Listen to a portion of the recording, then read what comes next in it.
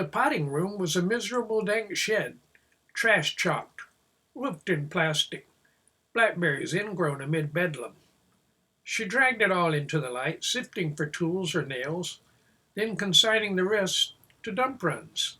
With one son, the quiet one, she roofed the room with scraps, tucking there or here oddly sized old windows.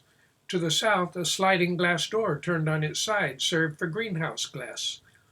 A friend's offer of a chimney to salvage solved the question of how to floor.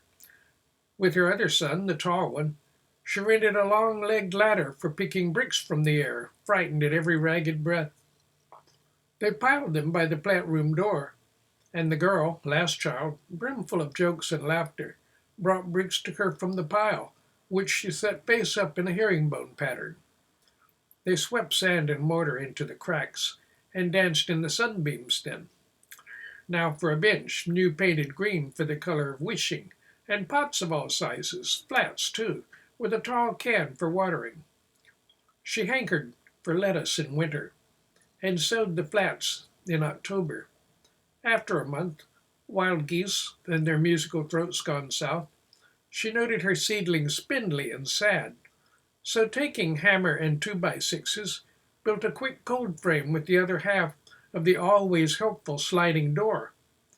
By the sunny south wall in the duck pen she framed it, and dibbled the seedlings within. They liked that, but a darkness comes on in December. After a full day, full week, one comes home exhausted, to eat, to sleep, not to water gardens. One thing only has saved the lettuce. The ducks do not like coming in for the night. She goes into the dark to disturb them. They rush about complaining.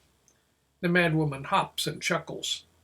She locks them away from coyotes, and turns, as in afterthought, to visit her seedlings. By feel, she gives them water, her hands stretching towards summer in unseen leads.